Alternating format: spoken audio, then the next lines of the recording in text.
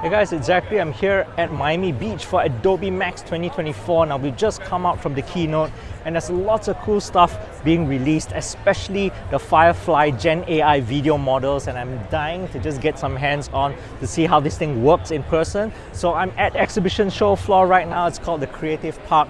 Let's go find somebody to give us some demos, shall we? Hi, how are you? My name is Jason Dress. We're here at the Premiere Pro booth at Adobe MAX 2024. We have a lot of exciting new features to talk about. First of all, we have a new Firefly video model that allows you to generate really incredible looking video with tons of creative control, like choosing your camera movement, choosing your angle, choosing the shakiness level, choosing the mood, and then with text prompting, generating really incredible looking video right off the bat on the web.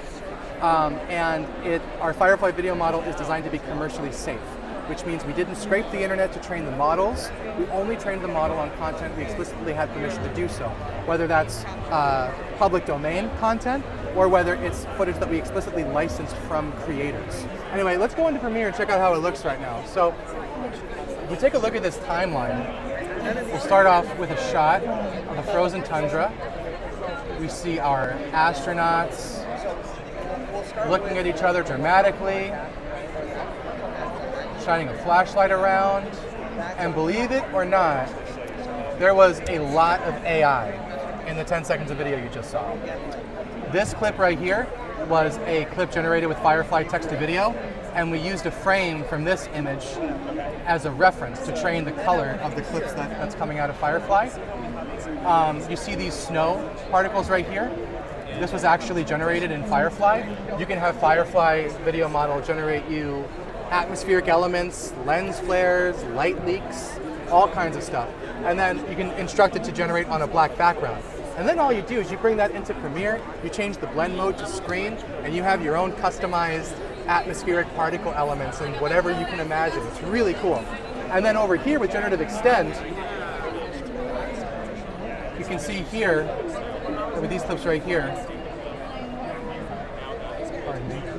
both of these clips use Generative Extend. So we can see this section of the clip right here is actually Generative AI. The clip actually ended right here.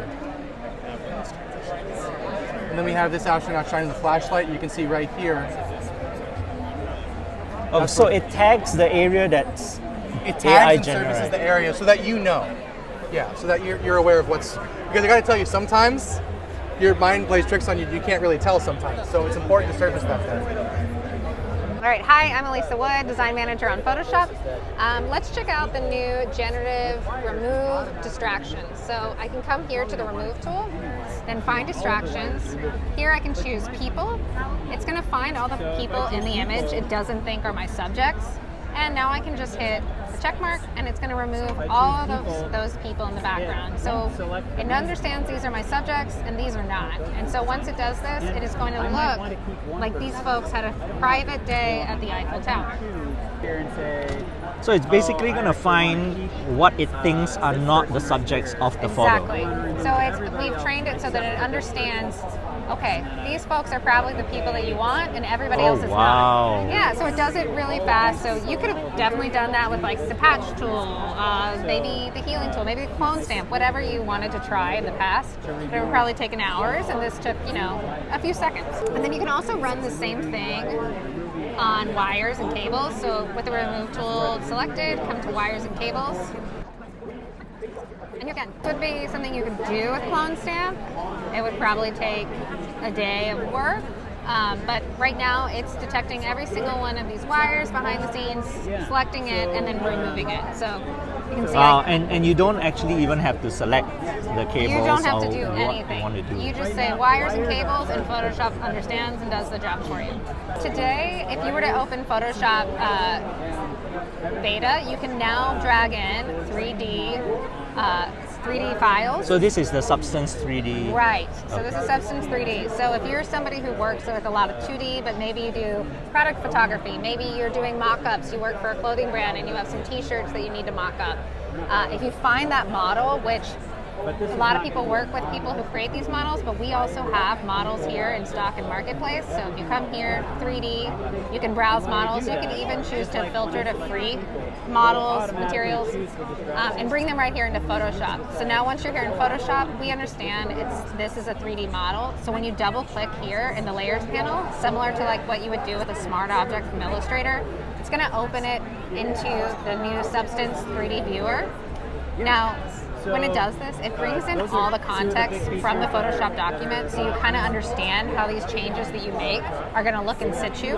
So I can scroll to scale this. I can, let's drag this up a little bit, so I can scale this how I want it. I can also turn it around in 3D space, so I can get it exactly positioned how I want for my composition. And say I decided I'm not really feeling the way this one looks, I can come over here to the materials and then just quickly drag and drop onto the 3D model, and it's going to render right here, so you can see it's updating in real time with the new materials that I'm applying. So I can give this a different look and feel. Now say I want to change the direction of the lighting to composite it into an environment. I can change the direction of the lighting with this slider here. You can change the brightness of it as well. And so once you're done with it, like a smart object, you say to Photoshop, and once you get over here, you see it updates right in your document. Nice. So another thing that's exciting right now is that we've introduced the Generative workspace. So you can come in here, you can start describing an image that you want. Let's say dog eating I can also use other ice cream. parameters. So I can make like ice cream, for instance, a variable. Like I can say I want these widescreen. And I can choose different things in here that I would want. I can also add a reference image, effects, just like you can do with generative imaging or generative image today. And then once I generate, I'm going to get all of these different options. Now, what you can do is similar to like Lightroom, where you're dealing with a lot of content, like images. Here you might be somebody you're generating new things daily, maybe hourly, and you want somewhere to catalog these. You want somewhere to like manage these. So you can come in and start marking some of your favorites. You can come in here and start to download them, use this prompt again, like lots of different ways so now you manage this and can use it throughout. So the idea for this is just a space to manage your generative images and ideas. Yes. So, because today a lot of our, when you generate something in Photoshop, you can see your variations in the properties panel, but that's just for that document. So if you're working on a project and you want to use it across many documents, this makes that possible. Yeah. Thank you very much. Is that it? Yeah, I guess so, yeah. We're here talking about the Lightroom Generative Remove right here in Lightroom. So you no longer have to take your images out to Photoshop if you want to get rid of distracting elements. I can click right on the Remove tool. Generative AI is on. Detect objects if I want to refine what I'm looking at. And here I can just make a little sloppy circle. It's going to look at the overall image, understand what's going on behind it, and then in just a moment, it completely removes that object. You can see the window behind it that should have been there without the distracting reflection in the way. This is another feature to get people started that have never used Lightroom before. So we've got our new Quick Actions panel. It'll take a look at the image and it'll make some suggestions on what's available to adjust. So this one, it's identified as subject, so I can tap on the subject. It gives me some presets to try. Let's say I want to give her a little bit of warmth, add a little pop to that, but again, fully editable. I can dial down Does the effects. that panel change with different photos? Yeah, I'm going to show you that in just a second. So let's do that. And then because it's identified a human subject, it gives me the retouch options. And so now I can, do some retouching, dial that back down a little bit, adjust the smoothness on her skin, adjust the clothing, whatever I want to do. But it's identified a human subject, so it allows me to do that. If I go to another picture, like this one, that has no human in it, and I go on my quick actions, now you can see I've got background, I've got sky, but there's no retouch panel. Looks like somebody's already edited this one, so we're just going to reset back to import. But here you can see now I can make adjustments to the sky, where it'll mask out the sky and apply edits there. And again, the subject identifies my subject, give it a little pop there so you can see the difference. But again, all of these are masks that have been created on the fly and are quick actions. And so I can come back in here and I can make adjustments specific to that area if I don't like the looks of what's happened. And maybe I want to up the exposure a little bit. Maybe I want to adjust my color a little bit, get a little more color back. Whatever the case might be. All of these are infinitely adjustable.